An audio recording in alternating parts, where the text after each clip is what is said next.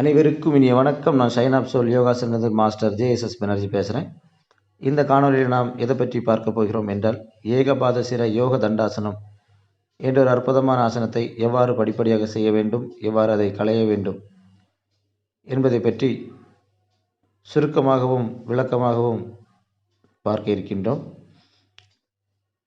இந்த ஆசனம் செய்வதற்கு முதலில் தண்டாசன நிலையில் அமர்ந்து கொள்ள வேண்டும். தண்டாசன நிலையில் இருந்து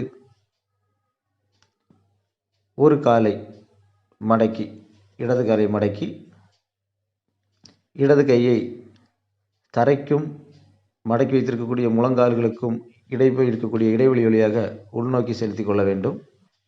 பின்பு வலது கையால் இடது காலுடைய பாதத்தை பிடித்து தலைக்கு பின்புறமாக காலை எடுத்து வைக்க வேண்டும். இப்பொழுது ஏகபாத சிரசாசனம் என்ற ஒரு ஆசனத்தை செய்துள்ளோம்.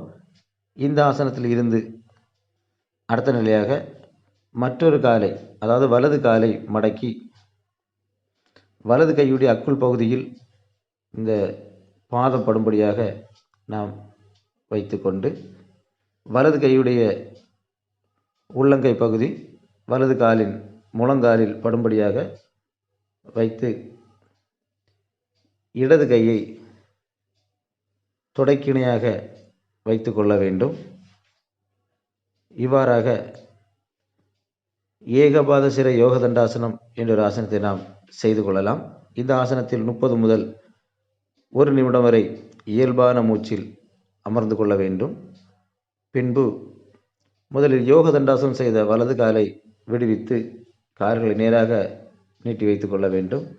பின்பு தலைக்கு பின்புறமாக இருக்கக்கூடிய இடது காலையும் கைகளின் உதவியால் எடுத்து நீட்டி வைத்து தண்டாசன நிலைக்கு வர வேண்டும்.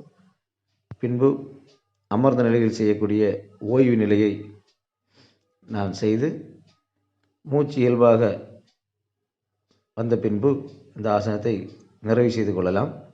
இந்த காணொளி மிகவும் பயனுள்ளதாக இருக்கும் என்று நம்புகிறேன்.